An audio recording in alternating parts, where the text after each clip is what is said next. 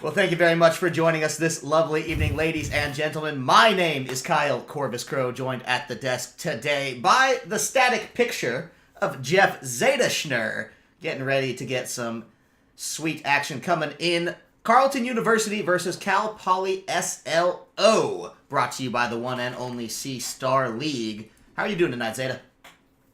Well, physically I've been better, but I am ready to see some League of Legends. Hopefully it should be a good series. Carleton's got one loss on their record. Yeah. And that loss came to a Indiana University, if I recall correctly. What? So that puts them at 3-1 in the standings. And, still not a bad record, right? They beat a couple teams. Nobody in the top of basically any of CSL, but still pretty decent. 3-1, not terrible. They got stuff going, so... Absolutely. Let's see what happens. With that, did talk to Carleton University, catch up with them a little bit, asked them if you could say anything to Cal Poly's league team. What would you say? They said, we feel good going into our set versus Cal Poly this weekend in our first set. We know they have some interesting picks, and we know exactly how to deal with their picks and are confident we will get the win. Our draft is planned to counter whatever Cal Poly SLO chooses to bring to the Rift. So with that, we're going to actually take a look across the board. Yeah, at the guys in Cal Poly here, as we see their standings. Undefeated currently. They beat Northern Arizona, Union County, Wheaton, and Seton Hall to get... I think it's Seton Hall, actually. Seton Hall? Okay. Seton Hall, I believe so. My apologies there for the mispronunciation, but either way, looking to get ready for this one. Catch up with a couple questions we brought to them. If you could say anything to Carleton's league team, what would you say? Our ADC probably won't be winning late, so you can try not hard to camp him, please. And P.S. Don't ban Wukong. It is not a pocket pick. We guarantee it. So I like the response, honestly. I love it. That's amazing. So, that's actually fantastic. Well, with that, let's take just a quick second to meet both of our rosters here. Back over on the side of Carleton, it's Andrew Fliff Moore, Gordon King Magikarp Brown, Scott the Cat Desai, John I Will Make It Pain, and Philip Confidence Sinai Lutton. Meanwhile, over now onto the side of Cal Poly, we've got Caleb East Beast 21 Drews, Patrick Slow Ready A Reedy, Joshua J Chow Chow, Ryan the Rhino Oswa, and Garrett Lou. So exciting to see all these players. Wait, Garrett Lou? Garrett Lou? Wait a sec. Let me just... You know this guy? I know a Garrett Lou, and I know he went out west, but I didn't know if he was doing this. Let me just take a look. 2 T's? Yeah, 2 T's. So we have his picture up here as well. I don't know how well you can see that. I believe that is... take a look. I want to talk about that photography watermark while you're finding that, because that's... I don't... You see some none of those guys look like the right guy. Yeah. But at the same time, he is D4 and he's a support main, so... Well, hey, let's it's possible, right? It's possible, but... Gonna have to pretty interesting after this one. Either way, yeah. We are getting ready to rock and roll with the first draft of the first game. Now, as we do launch into this draft, the players declined to use Pro Draft. So they've been using Garen and Annie as placeholder picks, is what I've been told. So we may see placeholders come in. And then, if that's the case, I imagine... Oh, there's a Wukong ban. If that's the case, what we will see, I'm certain of it, is just a remade draft. So a little bit longer of a run there, but shouldn't be too bad. Either way, the Wukong off the table, so not going to be coming through for side of Cal Poly. Carleton did sniff that one out as they do start on the blue side here. The Aurelian Soul taken out as well. Not something you see very often, so that's got to be a target ban at Scott the Cat, because I'm really not sure what ASOL's current place in the meta is, and a lot of players have a hard time finding that for general use. It's just mostly the pocket picks that you see pulling it out. Think carefully, my friend. Yeah, it's, well, who he exists, right? But besides that, I mean, it is a very, very niche pick. That is for sure. So to take it out is to read, maybe and do a little bit of what they've been playing, take it off as a result. It happened, certainly. Absolutely the case. I'm reminded, Jeff, here of just Carleton on the just watching them again. This is a little nostalgic for you and me, right? Call back to this summer when you and I were the ones that watched Carleton win Bethesda's Quake Championship. Actually. Well, we didn't exactly just watch, but you know. Well, we were casting on the day as well. Really fun matchup against Appalachian State, where Carleton took it, I think, 3-1 in the best of 5. So, a school that's familiar with esports, curious to see how they do stack up against another school that's no stranger to esports here in Cal Poly, but they're going to opt for the Nocturne first to take that one out and away. Curious what the response will be now over on the side of Cal Poly, because, yeah, I was going to say the Alistair's been left up, and that's a pretty quick to punish pick. You see exactly how much priority this Nocturne is worth coming into a first pick like Alistar. I mean, the Nocturne is... I wouldn't call it a strong first pick, right? The problem is, if the Nocturne gets first picked, and they create a front line that you can't actually kill, and they create ADs that are mobile enough that you can't catch them, he actually does lose quite hard, and the Talia makes that incredibly difficult, right? The problem with playing Nocturne into Talia is, if that's the case, right? If you're just playing Nocturne, you think you can go in, if you fly in through her minefield, you explode. You come out half HP, maybe you don't even get the autos off. The lethal tempo autos matter so much for his pressure and for his kills, so that's definitely something to worry about, right? Zai pick, it's pretty consistent. I do like this here. I like the Rakan pickup as well, but Rakan into Alistar still isn't that good. That is a pick where you get countered picking it into somebody, so they're going to have to make something happen in lane in order to make up for that. Interesting here that they would opt for the Yasuo. I think that's just going to get switched right on back. Yeah, it's just the hover. I like the Rakan only in the sense that they got it in the same round with the Xayah, so nice enough run for themselves there. I'm going to go ahead and answer back and just make sure it's all solo laners going into the second phase of banning and picks, as Sivir is going to be the AD for the Rhino on the side of Cal Poly SLO. Now, curious to see how that one does come out, because I don't know if they were just memeing when they said their AD carry probably wasn't going to be winning the lane, so not to camp him.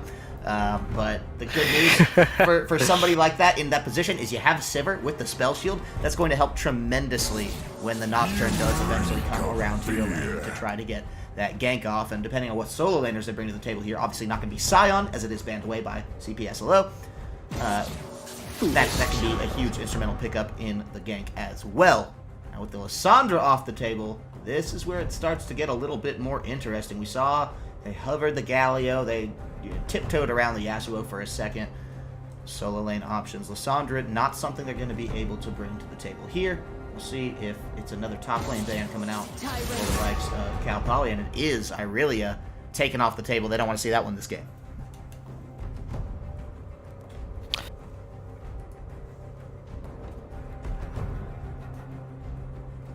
Just one more fan coming out on the timeline. It is Zillion.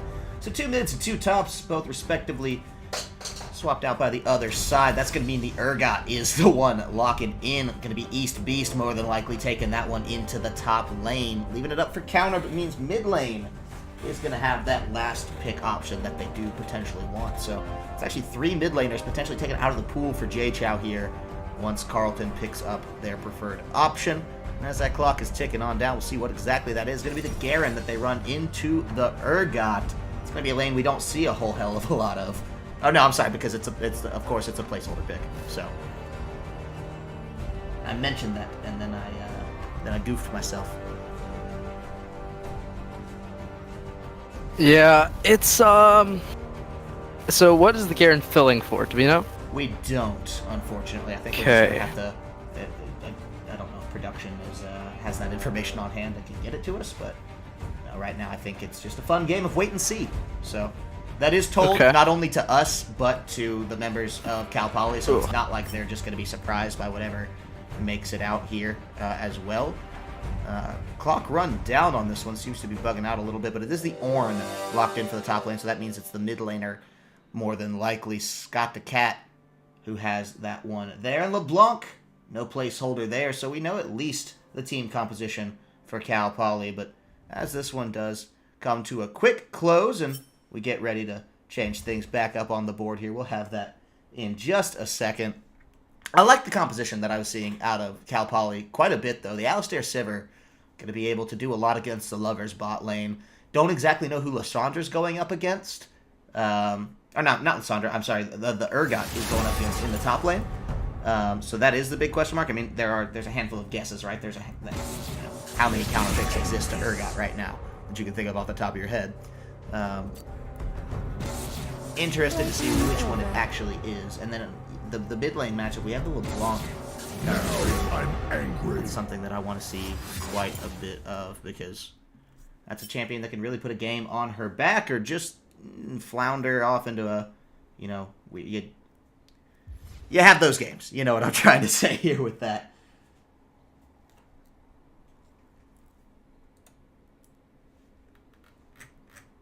Sorry, I'm having some internet issues here, and I'm cutting out slightly. You're cutting out, so I'm attempting to fix those post haste as we wait. So absolutely want to have the best connection possible coming on into this thing. So no big deal there, as we are just remaking the draft here. It's going to be the same bands, same picks across the board, except for obviously that Garen. We'll see where it comes into the round, and they're just slamming down the bands. So it's actually unhelpful when teams do that, when they just ban the first champion they see instead of the same champions that they banned initially.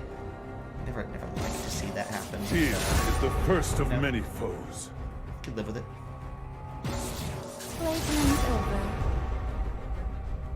So to remind some of those bans off the rip, we had the Lissandra taken out and away. We had Irelia off the table. Had gosh, I can't even remember the focus now. I've seen these new names come up and it's like throwing me way off. Okay, so Ornn picking the top lane. Yeah, they're just gonna pick the compositions down steadily across. So Ornn versus Urgot. It was the mid laner for Scott the Cat that we hadn't seen, so I was mistaken when I said it was top laner earlier. I do apologize about that one. Talia versus Nocturne in the jungle, and Akali the pickup for Scott the Cat there. So interested to see exactly how that pans out. That's a hell of a pick into LeBlanc, right? Right. The Akali, because of the true invisibility, can't actually die under turret, and it makes it very hard for LeBlanc to dive and to finish kills. So in that sense, it's extremely frustrating for the LeBlanc player. But it's also not easy, you know what I mean? It's not like you just win. You still have to outplay them, you still have to get the damage, you still have to get the combos out. So very interested to see how the Akali plays, especially into the Talia with the minefields and the LeBlanc on high mobility. It's going to be a very interesting matchup in that sense, but still, I think my lane to watch is going to be that bot lane, right? If the Rakan starts popping off, if the Xayah does insane amounts of work, the game is over. It doesn't matter what mid lane does. Right. That's... You've got to be careful the way that all does transpire. Garrett and I have checked. Garrett Lou is still on my friends list. Okay. On League. So you got to say hey after this one. Yeah, I'm really, really surprised. Yeah, I'm really, really surprised. If you're here a little later watching the VOD, do want to say hello to you. Your good friend Zeta is out here. Hope you guys never argued too heavily with one another in the solo queue. I mean, did you literally just meet this guy, like, playing in queue? No. I know him from high school. Okay, wow. See, so that's what's interesting to me. I was wondering if that's your League friends list or IRL. Gotcha. And you went to high school in Chicago, right? So now he's playing out for Cal. Yeah, that's why I was surprised. I was like, wait a sec. Same guy? Same guy? Like, really same guy? Like, yeah, can't believe it. So, very interesting. Very, very, very interesting. Interesting things happen, you know? Life's funny that way. Let's take a look at these compositions. If you had a gun to your head, who do you say has the better draft here? Because this is a little strange, right? I know I give you 7 seconds to look at it before we actually have to load in, so you can take a quick breather on that while we get ready to get into the rift, if you like. Because okay, this 6 seconds. In the 6 seconds, if I had to pick, it's not one in draft. This is not a game where I can say guaranteed it's one in draft. Oh, hang on. It's like resolution all set up. A little off there. Let's fix this. Get your screen balanced the way we've got some resolution issues. Sorry about that. No, we're good. It's all good to go, and the fight's already breaking out. Actually, I don't even have time to Yeah, Big things. Wow, first blood over to Akali. Scott the cat finding that one out. We're sitting here trying to get things ready. Is it too late to make a prediction? You know what? Yeah, I think it's like fantasy football. I think it's past. It's like remakes. You know, someone dies, can't leave after that. So. Reminder for anyone playing fantasy football: lock in your rosters. There is a game tomorrow on Thanksgiving. So, gotta love that. Those poor players, right? Like, imagine losing a football game on Thanksgiving. That would suck. Yeah, but the winners get turkey legs, so obviously it's all okay because you just have to win, right? It's like any other job. Just win. You know? Easy. Right. Just win, right? Just win. Excited for Thanksgiving personally. Favorite holiday, best holiday, indisputable. We'll fight anybody on it. We. What is this? What is this we he keeps saying? I don't understand. I will fight anybody on that. Oh, you said we. The royal we. I'm involved now. Okay, I'm throwing down for Corvus. I'm throwing down. No, he said we. I'm throwing down for him. I'll fight anybody. You say Thanksgiving's bad, I'll fight you. Let's go. Okay, well, I like it. It's a bit of a misunderstanding, but it's good to know I have you in my corner on this one. The good news is we're not wrong. So, that is the good. Yeah, I've heard a lot of people say that over the past year. It's gaining ground. It is gaining ground. Very interesting, right? Okay, we're not going to get into that. We're not going to get into how everybody thinks that they are right on their opinions over the past year.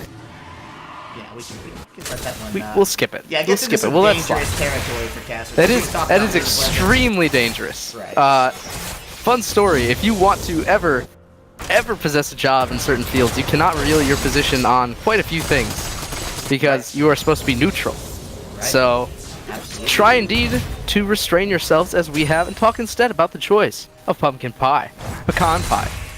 And I will fight you if you say it's pecan pie, because it's not. It's pecans. So that's a little tough. Local dialect, actually. Being from the south myself, and having spent many a cold autumn morning actually picking up pecans from under the tree with one of those little rollers, and turning them into homemade pecan or pecan pie.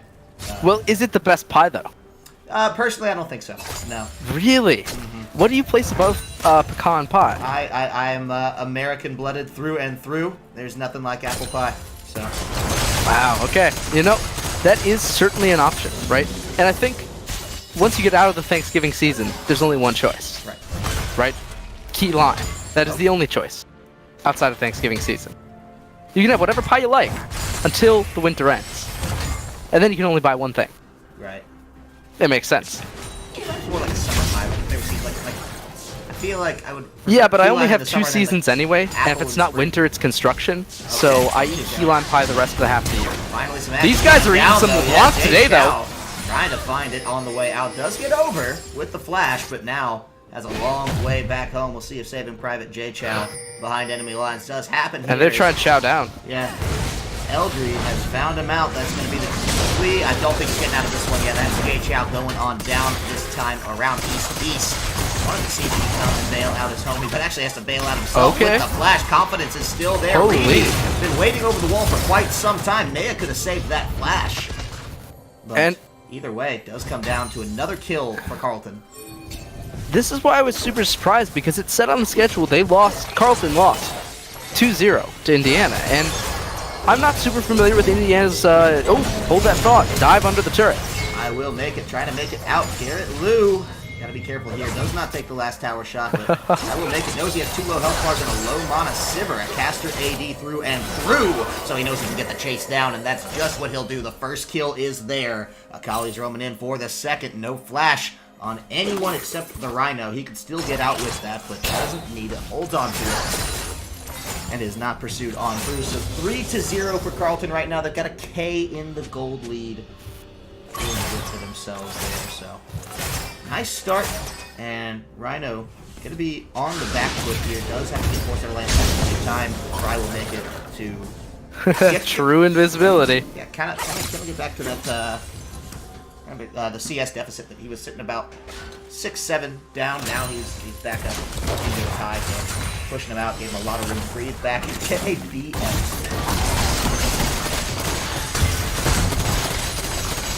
Yeah, BF Sword, you know, it's 6 minutes in. That's pretty good time on that. Got a decent back timer, good CS, couple kills, an assist. Not the worst thing in the world to be sitting on, and certainly, if you're in this top lane, I'm surprised that the Urgot doesn't have a bigger lead, right? Ornn, this is how he should be zoned off pretty much the entire lane, right? Setting it up so that he pushes it in, you just wait, you don't fire your shotgun needs, you don't fire anything, let a couple minions die, and let the wave come back to you. Let it trim itself down, zone him off, force him away, get a huge CS lead, and then just take that to the bank.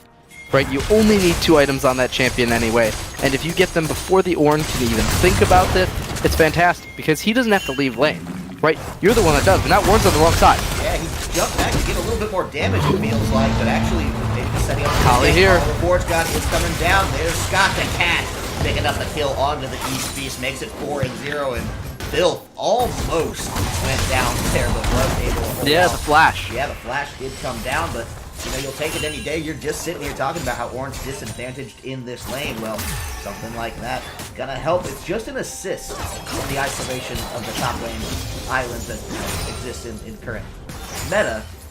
But another kill on Scott the Cat is going to impact the game dramatically, especially considering he's almost 20 CS down right now. Yeah, this is... It's quite significant, right? And that's because LeBlanc generally has a very good early lane phase, right? She can't kill the Akali, but she can certainly make her life extremely difficult, right? Farming, you're gonna get harassed constantly. You don't have the range to compete. The CC, not in your favor. You are a melee champion. When you jump forward, LeBlanc will punish you with those chains. And so, what the Akali is finding is that because of the inherent range advantage of the LeBlanc and the aggressive nature of the champion levels 1 through 5, she's down a lot of CS. The roams did not help, certainly, because as the mid laner, she did not have to leave. She got CS leads instead, and is just comfortable farming it out, right? Because the other lanes are losing, but unless she could affect the lanes, all she needs to do is pressure the Akali, stay ahead in experience and gold, and just get a big enough CS lead to be able to carry this in the mid game. Just that pressure you're talking about, yeah. This is going to be important because you say other lanes are losing. Well, no doubt everyone in this game actually has a death, except for the Rhino. When they were worried about getting camped in their statement earlier, so feeling good about their options now. They still just kind of dragging a slower pace to some of the game. We have high speeding kills. CS is a little bit further behind than you might expect it to, almost across the board. You know, you consider high level play about that 10 CS a minute mark. Right now, everyone is well and thoroughly below that. At this point in the game, it's contested something like the Dragon. The towers really haven't put pressure, so you know, there's some bloodthirsty teams. That's what they want to find. That's what they're out on the march for. This is only going to favor the side of Carleton further as this game does progress, because in a game that's neutral where objectives aren't being taken and CS is staying relatively even, with the exception of mid lane, things like those kills are going to become absolutely important, and they'll get to these item spikes, item completion just that much faster, and can really start forcing objectives. Yeah. So this is where The real problem. you got to look at the playmakers you have for Cal Poly right now. Say, hey, look, there's a lot we can do compositionally with the Alistar, with the Taliyah, with the On the Hunt from Sivir. You know, you hate to just meme it and say group and win all, but they really have that option. That is the meta though, right? It's not a meme if it's correct, but they have 3 in the top lane, and this Urgot is so dead. Ooh, yeah, that's not gonna come through. Ornn finding himself the kill there. The paranoia popped as well. You want to talk about easy to execute. You want to talk about group up and win. That was it, right? They have the Ornn, much like the Shen, in his respective role.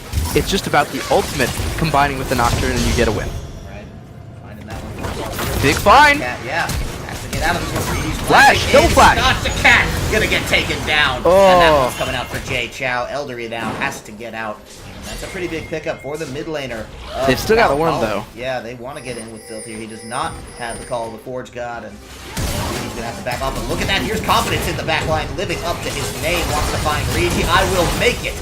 Locking down the kill for himself there. The Lover's bot lane finds a kill and an assist.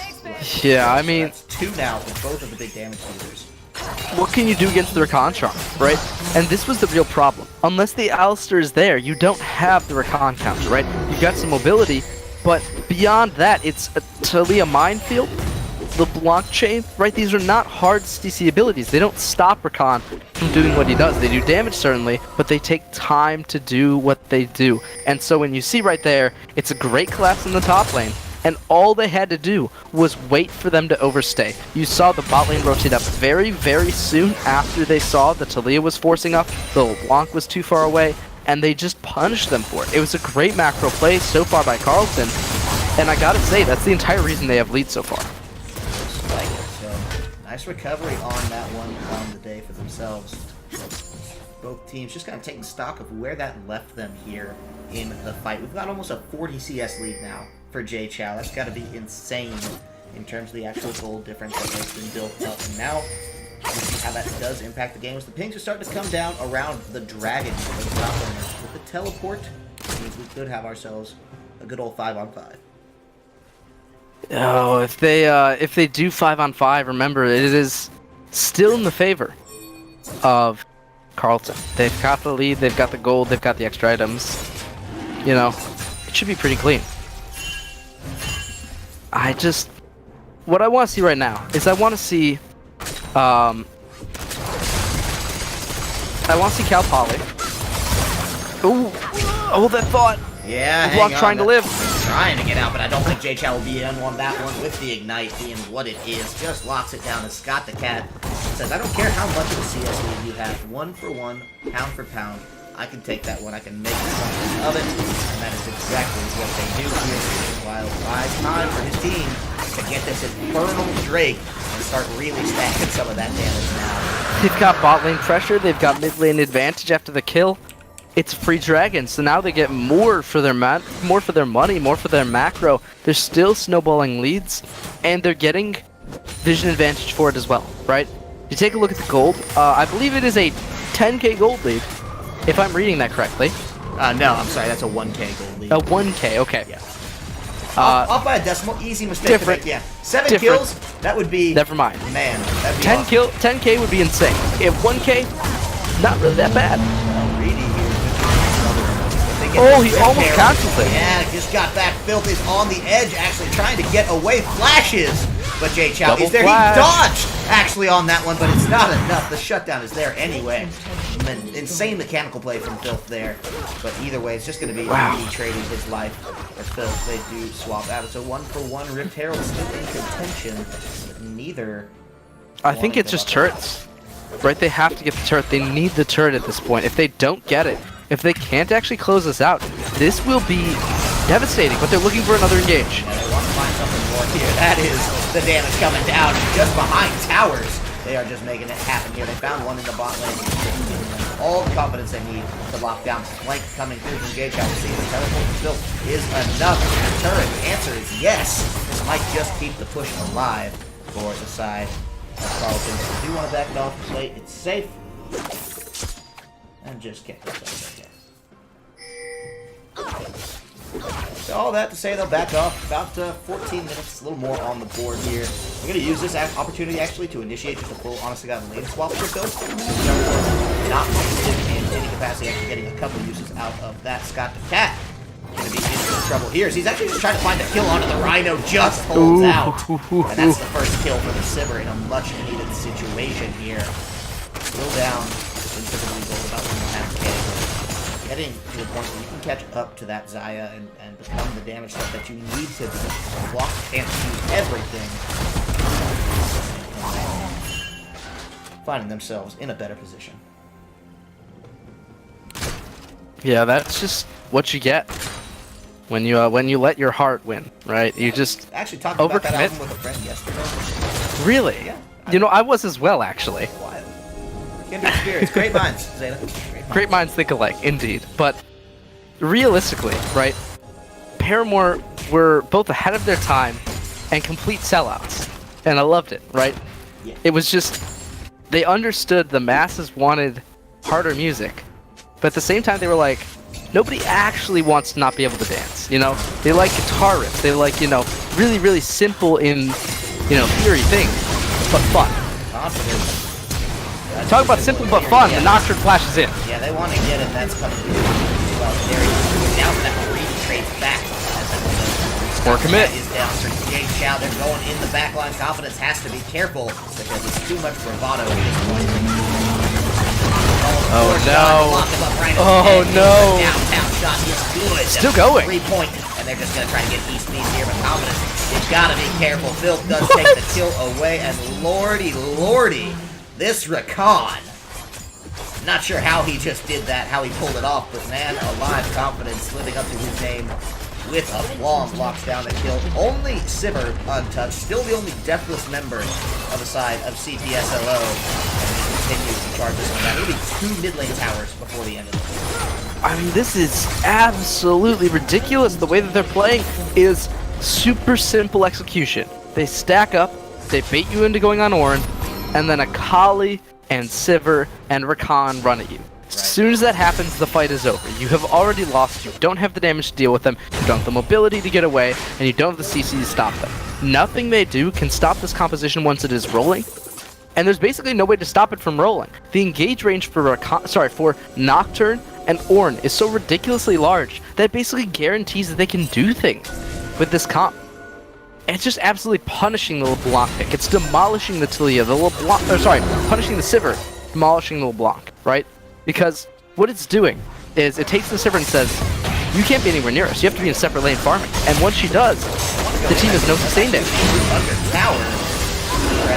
Okay. Yes, okay. Cat taken out and away. Urgot's still Urgot, Yeah, to be fair. lives down. That's 3 tokens. And Urgot is still Urgot, to be fair, right? You have to be wary of this champion. They do have a better front line than you. If you disrespect them, if you try to stay in too long of a fight, they're going to take you down. But you have to disrespect pretty hard for that to happen. Like right there, the Akali just stands 1 versus 4 underneath the turret. You can't do that. You need to be backing off further. And so, and now, okay, Carleton are cut off from the Rift Herald. They're going to have to try and fight by engaging from the side. Watch your Rakan, watch the Nocturne. They're going to have to start. More confidence already. His first death this time around, and it's a 2 for 2 thus far. They want to find more. The shutdown has come in. Reedy and Rhino doing what they can to survive here, but Filth is in the front line. Akali, Cat not here to make that happen. So meanwhile, 3 down on the side of Cal Poly. Only 2 taken away for the likes of Carleton University as they squeak out just the slightest of edge in that fight, and it was a 4v5 to make it happen. So be happy about that at the end of the day. Scott the Cat wants blood. It's Rhino and Sivir under tower. Doesn't care. Finds it anyway. And we'll be able to proxy these minions out as well. Reedy might be able to come in and punish from the rush. Or maybe not. If he misses that, this could be dangerous. Finds it for himself with the second Infernal Drain. Already going to be in the hands of Carleton. And so Carleton, what they do to respond is they say, okay, you can have the Rift Herald, but we're going to take everything else. They win the fight, get themselves a little bit more of an advantage there. The top lane turret starts to go low. They did die, right? They lost 1 member, but it's a 1-for-1 trade. And the 1-for-1 trade with the Infernal Drake on top of it is still really not that bad in the long run. They've got themselves 17 kills, they've got themselves 3k gold lead. It's not substantial, but it is something, right? They do have a much easier to execute composition. They have been able to win fights quite convincingly so far, so if they continue to play safe, it's going to be easy. But if they ever mess up, right? If they ever mess up, that is when Cal Poly is going to strike. They've shown us that they know how to execute, they know how to use their CC properly. They are just looking for an opportunity, at which point they will strike. Yeah, and I mean, you talk about that opportunity, seems to be given over a little bit already in the last few minutes there. In the past 5 minutes, I want to say we've seen Reedy get at least 1 kill, maybe 2. East Beast definitely 2 kills for himself as well. And these are champions you can't just freely give kills. So it's, did come away with more, so freely, but how Reedy feels that they can try to get a little bit more. Shot coming down, the knock up is there on the Garrett Lou, but it's just Garrett Lou, paranoia. This might change the fight. Doctor's in the backline, he's knocked out, but the Rhino has gone down. That is his 2nd death of the game only, as they try to find a little bit more. That's going to be the airborne for Reedy, and he is in some trouble. Pops the stopwatch, but isn't enough there. It's not just full on, though, and that means Scott the Cat on the backline in some trouble. Doesn't matter, I will make it. Comes through and makes himself godlike, as he finds yet another kill there. This one 3 down, only losing their mid laner for it, so they're going to be feeling great about this. They're going to be the top lane tower at a minimum, maybe a 2nd, as they do want to ram this one, but I don't think they have the minions for it.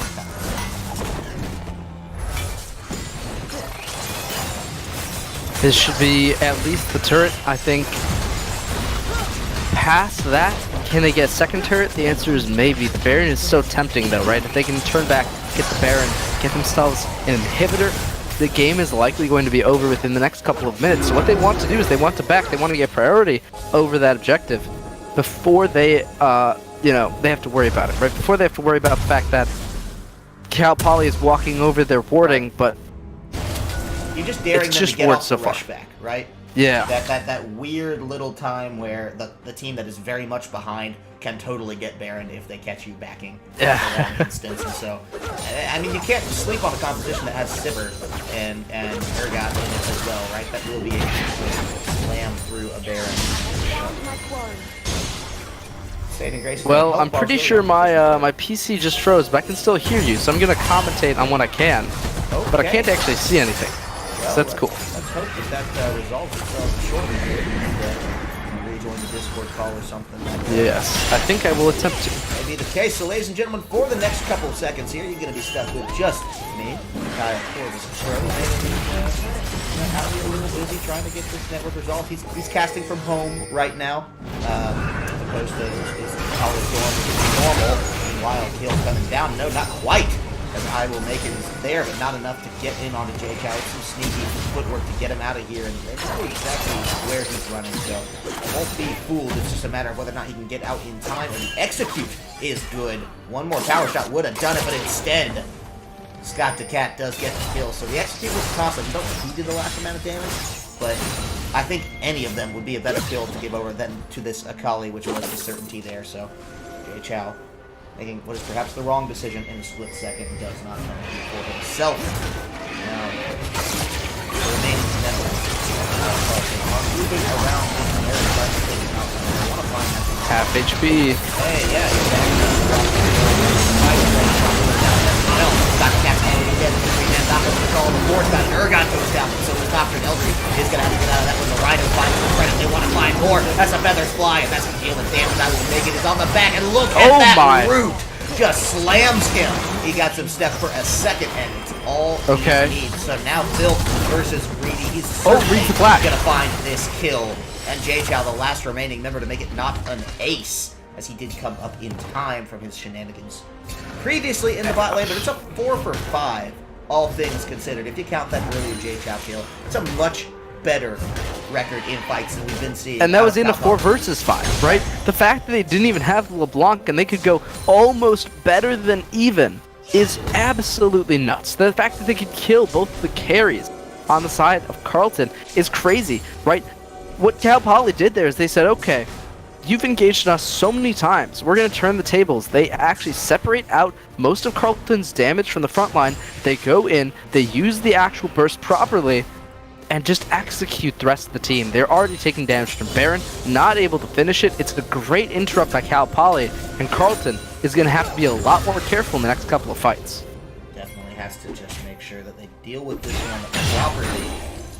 They cannot overextend and give away a couple more fights like that, because this composition from the side of Cal Poly will eventually start to punish you. That said, it was a situation in which a lot went right for them. A lot had to go right. Scott the Cat did get caught on the early run in that engagement. He was not careful in his play, and the death there, a tough one to swallow, possibly changing the tide of that fight more dramatically than it was as displayed. That said, you know, we talked about Cal Poly as, I think we memed early on, just group and win Lamau. Well, that's kind of what they did in that last fight. They just grouped up and came away with as good of a loss as you still can in a situation like that, preventing the Baron getting 4 kills, sure, in what was a 4v5 even as well, so that will feel better for them. Curious to see what the next point of contention is going to be here on the map. It has to be fair. Priority. There's an Ocean Drake down there that someone might try to sneak away. I don't know if that's going to signal, okay, hey, you have to start Baron now. But if Ornn were to get on this, actually, I don't hate that because he does have the teleport. I do hate seeing 4 members here. Actually, I actually don't. So the thing is, even if they commit to the Baron, which they have done so far, right? They are committing to the Baron. Even if Cal Poly does They don't have time, right? They don't have damage. There's still way more than enough time for Carleton to run back up here, but only if they have the vision. If they can sneak it, Cal Poly could still be doing the Baron right now. Yeah, they do. Nobody's checked, right? They have vision in the river, but if they came over the back wall, what guarantees do you have? Right. Well, not the case either way. Could have been the high-level play, but this time it's just a drag and give it over for free. The Baron's still every bit as much of a threat, even though everyone's stacking this bot lane tower. They just want to find the last outer tower of the map. It's probably the easiest objective they could go for right now. Force a fight, that would be what Cal Poly want in a 5-5 situation. J-Chow in on the side, but he's not careful with it, and that may be the kill coming down early. Elderry there, now ready to go. It's a 4v5, but they did this once already without J-Chow. Tespa, Elderry over the wall, trying to get out and away from that one. Beast gets him, suppress call back, and that's going to be the 1-for-1 thus far, as Elderry not in a position to do anything to get out of that one. It was great play by East Beast to make sure the downtown over the wall connection happens. And that's going to mean have to just back away from this one, but the posterity in lane, CPSLO right now, they are starting to just show quite a few more signs of life. Yeah, they actually, they're getting close to winning fights. They're, actually fighting back very well. I think it's getting more and more dangerous, right? The longer this goes, obviously, the more dangerous it's going to be for both teams in these fights. But specifically this time around, right? That looked, I think, like the closest fight we've yet seen, right?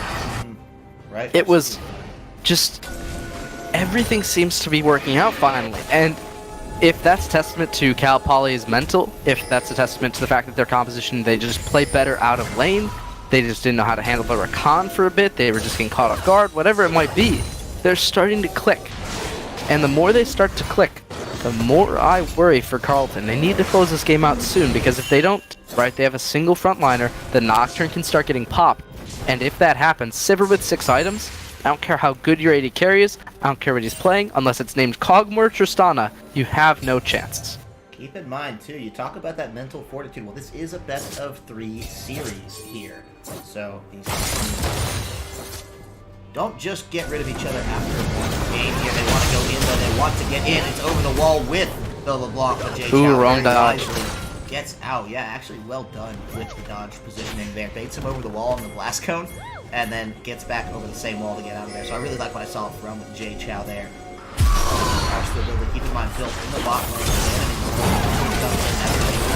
Up to 45 now coming into favor of Cal Poly, but their health bars are getting shredded. Look at what I Will Make It does. Now Call Force Gun comes in. Orange on the back line as the cavalry has arrived. That's a double kill. Make it a triple as he's coming through. 3 dead, 4 now on the side. And it's only the Rhino left alive. Not for long, as that is the ace coming down. 31 kills on the board. Fewer minutes than all that. They're going to lock it in. This is going to be Baron, and who knows what else. Only the jungler gone down for Carleton. Yeah, that was almost perfect. They're going to pick up Baron as well, and most likely an inhibitor at the very least. This should be the start of the cracking open of the base of Cal Poly. If they do lose this, if they do lose an inhibitor, things are going to get very, very bad, right? It's going to start being extremely hard for them to win anything if they can't stop the waves. Their wave clear is all magic damage currently. The Sivir's still only on 2, 3-ish items. Can't instant clear Baron waves for sure. So these turrets are going to take a lot of damage. That's a tough position to be in, because that was the fight that they just had to win to stay alive in this game and really get the advantage back. Now, you're not going to only gold in the whole 2-tower deficit. It's just kills and CS splitting, and really mostly just kills. You take a look at the CS, and you've got some leads there. Definitely in the bot lane, favoring I Will Make It. He's 12, 1, and 11, knocking on the door. 300 CS. The next closest is Rhino.